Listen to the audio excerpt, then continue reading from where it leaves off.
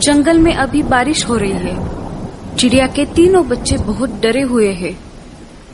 उनकी माँ खाने की तलाश में घर से बाहर गई है। बच्चों ने पहली बार बारिश देखी है। उन्हें पता नहीं कि बारिश के समय पर क्या करना चाहिए। भैया अंदर आ जाओ, बाहर खतरा हो सकता है। माँ ने कहा है कि मेरे आने तक घोंसले से बाहर नहीं जाना।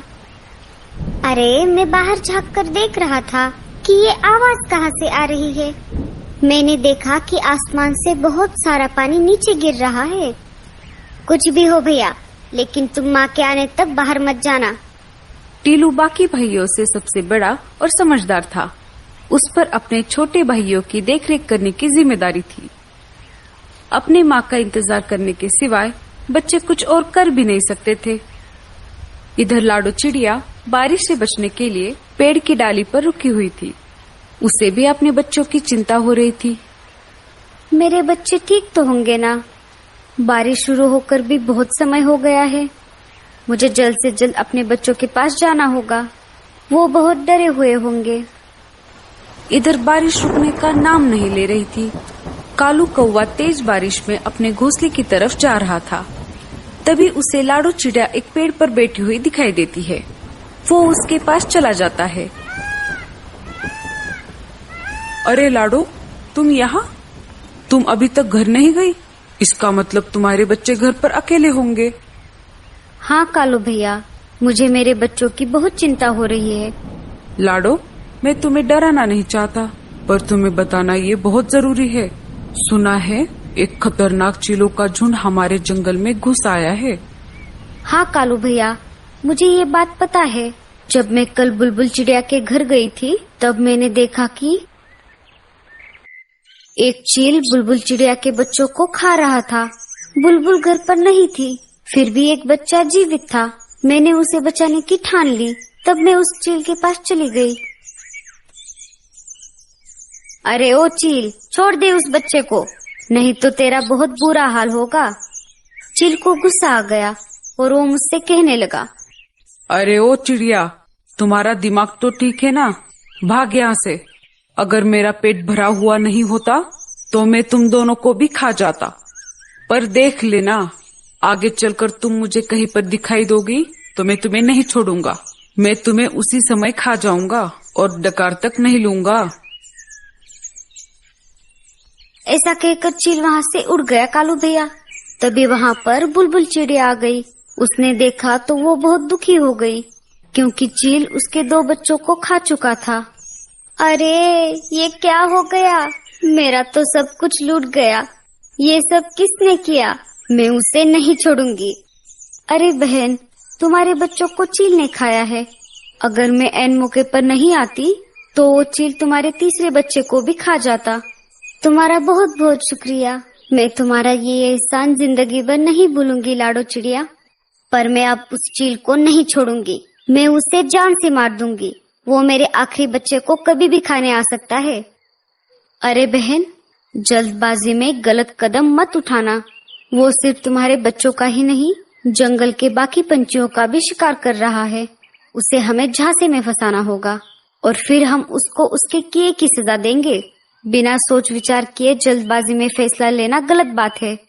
ठीक है बहन, मैं कौन सा भी गलत कदम नहीं उठाऊंगी। अच्छा, तो ये सब हुआ था। बुलबुल चिड़िया के साथ तो बहुत बुरा हुआ। हम उस चील को तो क्या, बाकी सारे चीलों को भी नहीं छोड़ेंगे। हम उन सब को जंगल से खदेड़ देंगे। तुम जल्दी घर जाओ। हाँ कालू भैया, बारिश रुके या ना रुके, मुझे कैसे भी करके मेरे बच्चों के पास जाना होगा। ठीक है लाडो, मैं चलता हूँ। कालू वहाँ से निकल जाता है। बारिश बहुत तेज थी। खुद की जान की परवाह ना करते हुए लाडो तेज बारिश में अपने बच्चों की तरफ निकल पड़ी। बारिश की वजह से उसे उड़ने में दिक्कत हो रही थी। उसके पूरे पंख भीग चुके थे, फिर भी वो रुकने का नाम नहीं ले रही थी। उसे अपने बच्चों के पास जो जाना था। वो देखो, अपना शिकार हमारी तरफ खुद चल कर आ रहा है। इस तेज बारिश में इसे खाने का मजा बहुत आएगा। अरे दोस्तों, मेरे पास तो मिर्च मसाला भी है। उस चिड़िया को खाकर हम तीनों का पेट भर जाएगा। लाडो चिड़िया शिकारी पंछियों के पास आ जाती है। अरे ओ चिड़िया, रुक जाओ, इतनी तेज बारिश में कहाँ जा रही हो? लाडो चिड़िया शिकारी पंछियों को देखकर बहुत डर जाती है। लाडो चिड़िया बहुत ही होशियार और समझदार थी, साथ ही साथ वो निडर भी थी। उसने चीलों के साथ सामना करने का फैसला लिया। जी मैं अपने घर जा रही हूँ। ऐसे कैसे जाओगी? अब तुम हमारे इलाके में आ चुकी हो। अब तुम अपने घर जाने की बजाय सीधा हमारे पेट में जाने वाली हो। उनकी ये बात सुनकर लाडो चिड़िया बहुत डर जाती है। उसे कुछ भी समझ नहीं आ रहा था। तभी लाडो के मन में एक आइडिया आ जाती है। मुझे कैसे भी करके इन सब से छुटकारा पाना होगा। अरे भाइयों, आप मुझे कैसे खा सकते हो?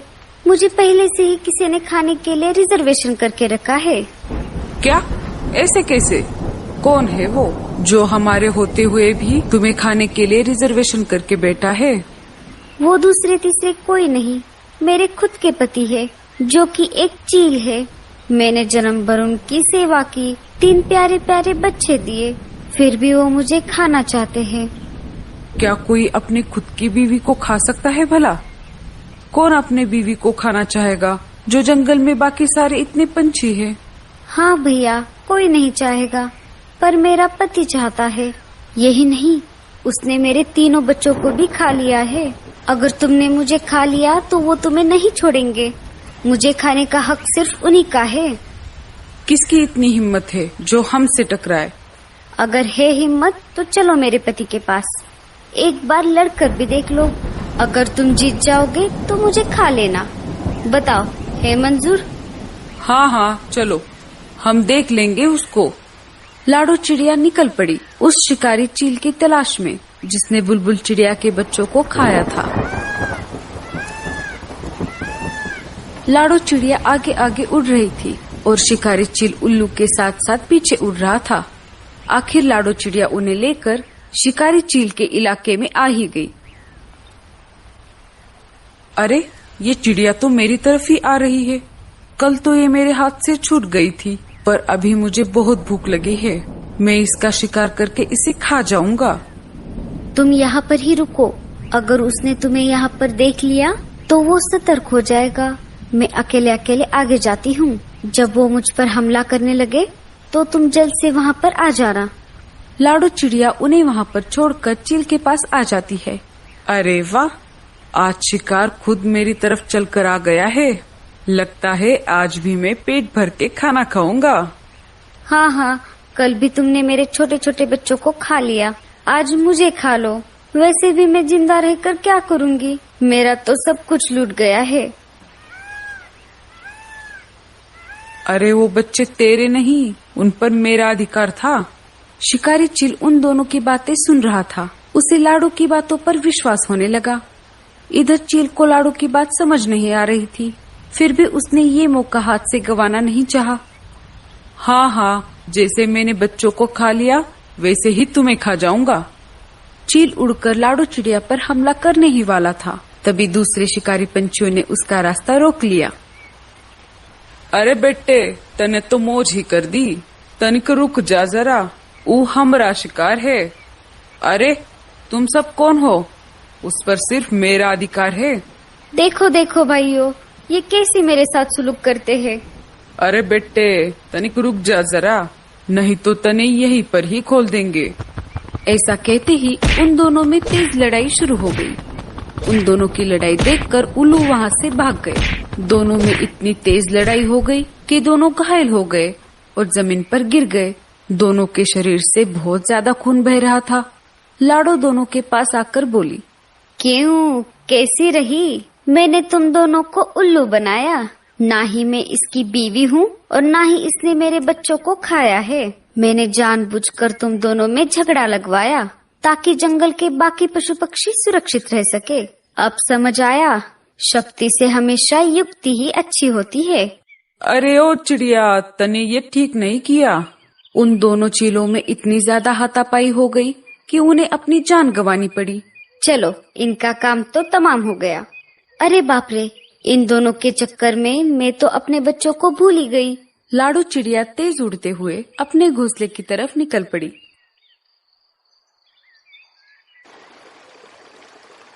उसने देखा तो उसके घोंसले में पानी घुस गया था और उसके बच्चे भी कहीं पर दिखाई नहीं दे रहे थे।